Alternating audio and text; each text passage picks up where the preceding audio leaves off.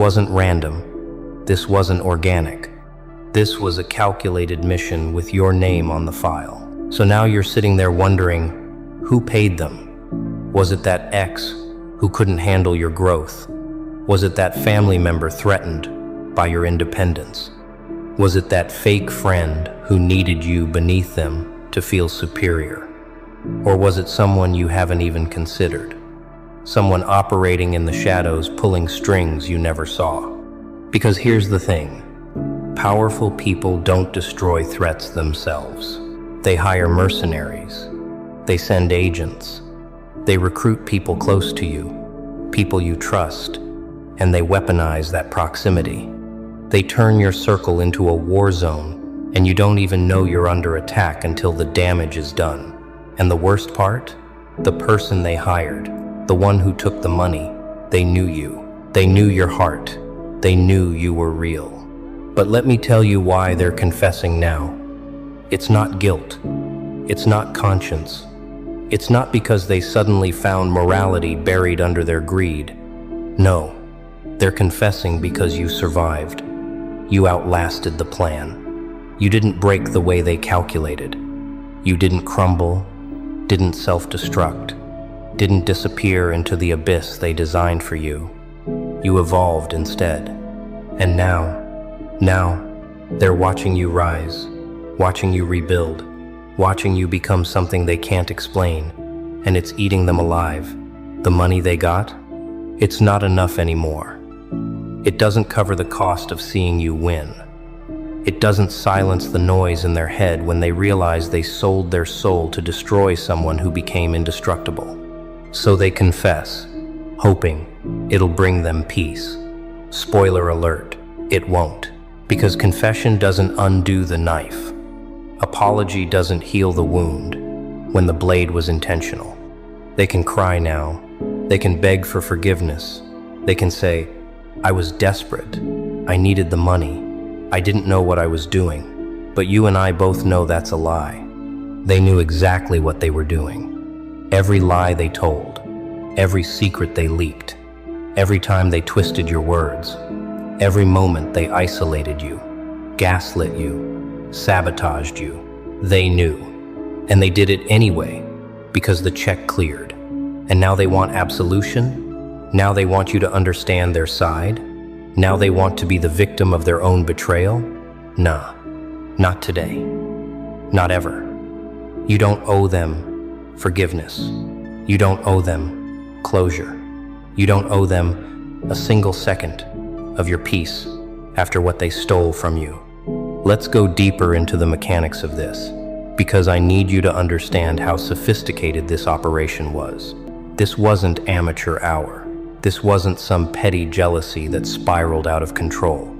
This was organized, funded, strategic. They didn't just wake up one day and decide to hurt you. They were approached. They were pitched. They were given a mission brief with your psychological profile attached. They studied you. They knew your patterns, your vulnerabilities, the exact pressure points that would make you question yourself. And then they executed. Phase 1 was always infiltration. They got close, real close. They made you feel safe, seen, valued. They mirrored your energy, matched your frequency, became someone you could trust. And that's how they mapped your interior world, collected data, built a file on who you really are when the armor is off. Phase 2 was destabilization. Small things at first. Tiny betrayals disguised as accidents. I forgot to tell you, I didn't mean it that way. You're being too sensitive. They planted seeds of doubt, made you question your perception, made you feel crazy for noticing what was right in front of you. And every time you tried to speak up, they flipped it back on you. They made you the problem, the dramatic one, the one who couldn't let things go. And slowly, so slowly you didn't even notice, they isolated you. They turned others against you with whispers, half-truths, strategic silence. They made sure that when you finally broke down, when you finally screamed for help, no one would believe you. Because by then, they'd already rewritten the story. and you were the villain in it.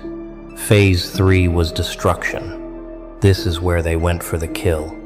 They triggered your deepest wounds, exposed your secrets, used your trauma against you like a weapon. They knew what would hurt the most, and they delivered it with surgical precision. And here's the sickest part. They did it while still pretending to care. They held your hand while twisting the knife. They said, "I'm here for you," while reporting back to whoever paid them. And when you finally collapsed, when you hit rock bottom, when you were at your most broken, they disappeared. Mission complete. Check deposited. And you were left in the wreckage, wondering what the hell just happened, wondering if you imagined the whole thing, wondering if maybe you really were the problem all along. But you weren't. You were never the problem. You were the target. And the reason you were targeted? Because you were a threat. Because your light was too bright, your truth too loud, your existence too disruptive to whatever small, fragile world they were protecting. Someone saw your potential and panicked.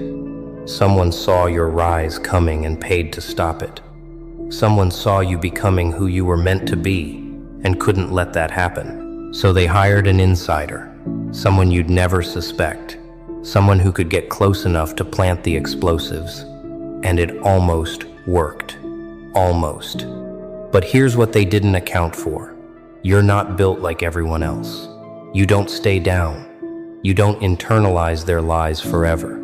You don't let betrayal define you. You process it, you alchemize it, you turn that pain into fuel, and you come back stronger, sharper, more untouchable than before. And now they're panicking. Because the person they paid to destroy you just confessed. And that means the whole operation is exposed. The curtain is pulled back. The conspiracy is unraveling. And everyone who played a part, everyone who knew, everyone who stayed silent while you suffered, they're all scrambling now. They're all trying to get ahead of the story, trying to spin it, trying to make themselves look less guilty. But it's too late. You know now. You see it all. You understand the game that was played, the money that changed hands, the lies that were coordinated, and you can never unsee it. You can never go back to innocence. You can never trust the way you used to. And yeah, that's a loss. That's a scar you'll carry forever. But it's also your superpower now. Because once you know how the game is played, you can never be played the same way again. So let's talk about the receipt, because that's what this is really about. They confessed, which means there's proof now. There's a paper trail, a money trail, a digital footprint of the transaction that funded your destruction. And you want to see it, don't you? You want names, dates, amounts. You want to know who signed the check, who approved the budget, who thought your suffering was worth investing in. And I get it. I understand the need for clarity, for closure, for vindication. But here's what I need you to understand. The receipt doesn't change what happened. Knowing who paid doesn't heal the wound. Seeing the confession doesn't undo the trauma. Because at the end of the day, the damage was done. The betrayal was real. The pain was real. And no amount of evidence will give you back the time you lost, the trust you gave, the version of yourself that died in the process. But what the receipt does give you, power. It gives you the truth. And truth is currency in a world built on lies. It gives you the ability to stop questioning yourself, stop wondering if you were paranoid, stop accepting blame for other people's malice. The receipt is proof that you were right all along. It's validation that your instincts were screaming at you for a reason. It's confirmation that the gaslighting was real, the manipulation was intentional, the betrayal was coordinated, and that matters. Because when you've been made to feel crazy for so long, when you've been told you're imagining things, when you've been isolated for speaking your truth, having proof is everything.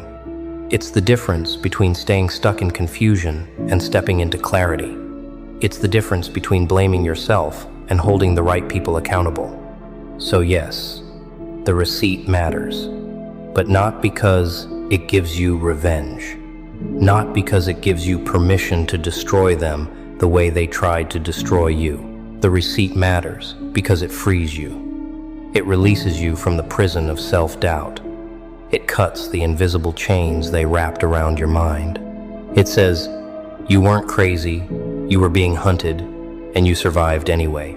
And that's the real power here. Not in exposing them, not in getting even, not in making them pay the way they made you suffer.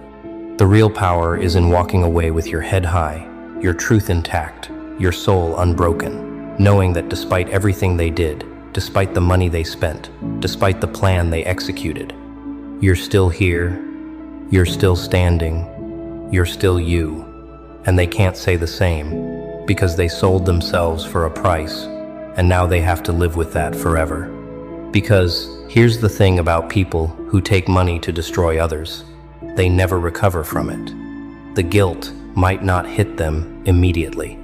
They might celebrate their payday, might convince themselves they did what they had to do. But eventually, always, the weight catches up. They see you thriving, see you rebuilt, see you glowing in a way they'll never achieve, and it breaks something inside them.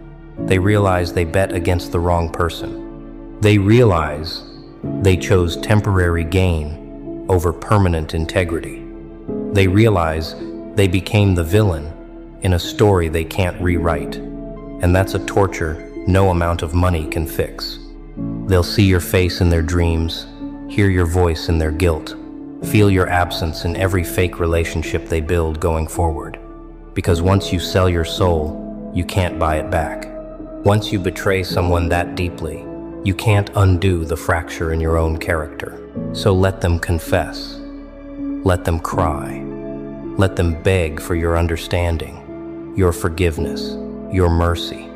You don't have to give them anything. You don't have to respond, don't have to engage, don't have to offer them the closure they're desperately seeking. Because your silence, your indifference, your complete lack of reaction, that's the most devastating response of all. It tells them they don't matter anymore. It tells them their confession changes nothing. It tells them that while they were busy trying to destroy you, you were busy becoming indestructible. And now they're irrelevant. Now they're just another name in a long list of people who underestimated you, betrayed you, tried to break you, and failed miserably. And you're free. Free from their energy, free from their lies, free from the need to understand why. Because the why doesn't matter. What matters is that you made it out. You saw through the illusion, and you built yourself into something they can never touch again. Now, let's address the elephant in the room. The question burning in your mind right now.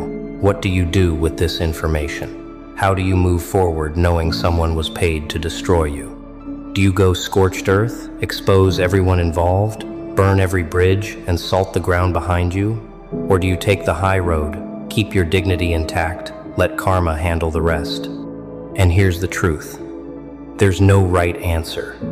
There's no one-size-fits-all response to this level of betrayal. Because this isn't just about what happened to you. This is about who you choose to become in the aftermath. This is about whether you let their actions define your character, or whether you rise above and become something they could never corrupt. And that's the real test. That's the moment where you decide what kind of person you're going to be. Because revenge is tempting, isn't it? Oh, it's so tempting. You want them to feel what you felt. You want them to lose what you lost. You want them to understand, viscerally, the damage they caused. And that's human. That's natural. That's the primal part of you, screaming for justice, for balance, for retribution. But here's what I've learned after watching this play out 1,000 times. Revenge doesn't heal you. Exposure doesn't restore you. Destruction of your enemies doesn't rebuild what was broken inside you, because the wound isn't about them anymore. The wound is about you, about your trust, about your ability to believe in people again. and no external action is going to fix that internal fracture. Only time, only processing, only choosing yourself over and over again until the scar tissue forms and you're whole again in a new way. So, what do? You choose power over revenge. You choose silence over spectacle. You choose your peace over their punishment. Because the truth is, they're already punishing themselves. The confession proves it. They couldn't carry the weight anymore. They cracked under the pressure of what they did. And that's going to follow them forever. They'll see you in every success they achieve, wondering if it's real or if they're just another transaction. They'll question every relationship, every friendship, every moment of connection, wondering if they're being genuine or if they're still playing a role. They've fractured their own ability to trust themselves, and that's a life sentence. You don't need to add to their suffering. You don't need to expose them, drag them, ruin them publicly. Your elevation is the exposure. Your peace is the punishment. Your success is the receipt they can never cash. And as for the person who paid them, the one pulling the strings, funding the operation, orchestrating your downfall from the shadows, they're watching you now, and they're terrified. Because their investment failed. Their plan backfired. Their money was wasted on someone who couldn't be bought, broken, or buried. And now you're a reminder of their powerlessness, their failure, their inability to control the narrative. They thought they could erase you, but instead they immortalized you. They thought they could stop you, but instead they fueled you. They thought they could destroy you, but instead they forged you into something unstoppable, and that's eating them alive. That's keeping them up at night. That's making them question every move they make going forward. Because if they couldn't break you, who else is immune to their manipulation? Who else is coming for them next? So let them watch. Let them wonder. Let them spiral in their paranoia while you build your empire, live your truth, and become everything they tried to prevent. Because that's the ultimate victory. Not revenge, not exposure, not destruction, but transcendence. You transcended their plan. You transcended their budget. You transcended their entire understanding of who you were supposed to be. And now you're operating on a frequency they can't reach, in a dimension they can't access, with a power they can't comprehend. You're not just surviving anymore. You're not just healing. You're thriving in ways they never imagined, in spaces they'll never occupy, with people they'll never know. And that's the real ending to this story. Not their confession, not their guilt, not their consequences, but your elevation, your rise, your undeniable, unstoppable, irreversible transformation into someone who can't be touched, bought, or broken ever again. And now we arrive at the part they never tell you about. The part after the confession, after the revelation, after you finally understand what was done to you. Because there's a moment, a quiet, devastating moment, where you have to sit with the reality that someone you loved, someone you trusted, someone you gave your heart to, took money to destroy you. And that realization doesn't hit you like rage. It doesn't hit you like fire. It hits you like ice, like a cold, empty void opening up inside you where trust used to live. And you have to mourn that. You have to grieve the version of yourself that believed people were fundamentally good, that assumed love was real, that operated from a place of openness and vulnerability. That version of you is gone. They killed it, and no amount of healing will bring it back. But here's what they don't understand, what they couldn't predict, what makes this whole thing backfire on them catastrophically. You don't need that version of yourself anymore. That soft, trusting, naive version, it was beautiful, but it wasn't built for this world. It wasn't designed to survive predators, disguised as protectors. It wasn't equipped to recognize wolves in sheep's clothing, snakes in the garden, merchants selling your destruction with a smile. That version had to die so this version could be born. The version that sees through lies instantly. The version that trusts actions over words, patterns over promises. The version that knows exactly what people are made of within minutes of meeting them. The version that can't be manipulated, gaslit, or deceived because it's already seen every trick in the book.